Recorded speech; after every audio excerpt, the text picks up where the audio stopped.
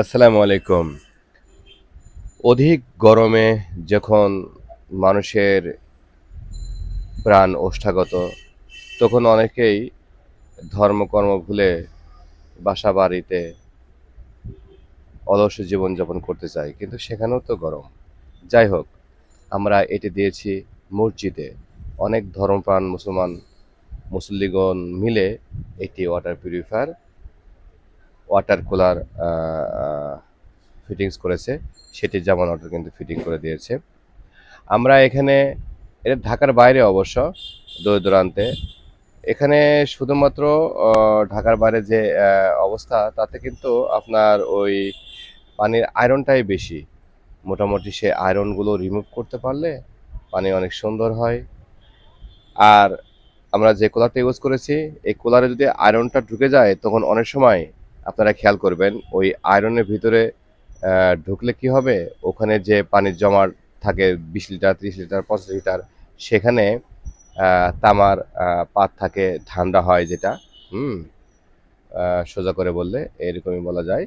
তো ওখানে কিন্তু দিনের পর দিন যখন আয়রনটা থাকে তখন ওই বাটিটা ময়লা হয়, দুর্গন্ধ হয় কিংবা ওখান থেকে পানি অ্যা আ লাল পানিও বের হয়।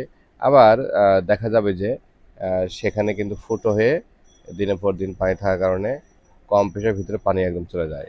তাই বাইরে লেয়ার দিতে হয় কিংবা আ সেখানে আয়রন মুক্ত করে পানি দিলে সে বাটিটা কিন্তু অনেক লং লাস্টিং করে। তো এটা আমরা লাগিয়েছি গাজীপুরে বায়তুন নূর জামে মসজিদ। এলাকার ধর্মপ্রাণ মুসলমান কয়েকজন মিলে এই ওয়াটার পিউরিফায়ার সাথে অ্যাম ওয়াটার কুলার লাগিয়েছে। সেখানে কিন্তু একটা হাউজিং আমরা ফিটিংস করে দিয়েছি। তো প্রিয় ভিউয়ার্স, আমাদের বলার উদ্দেশ্য হলো আপনারা কুলার যদি ইউজ করেন, ওয়াটার পিউরিফায়ার ২০ লিটার আছে, ৩০ লিটার আছে, ৫০ লিটার আছে, ১০০ লিটার আছে।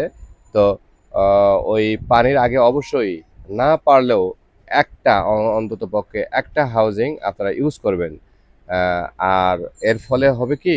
আপনার যে ওয়াটার কুলারটা রয়েছে, এটা দীর্ঘদিন ধরে লং লাস্টিং করবে। পানি খেতেও ভালো লাগবে। আমার এটাই বলার উদ্দেশ্য ছিল এবং দেখানোর উদ্দেশ্য ছিল। তাই আ ভিডিওর মাধ্যমে দেখালাম। অনেকেই ফোন করে যে কেমন করে করব।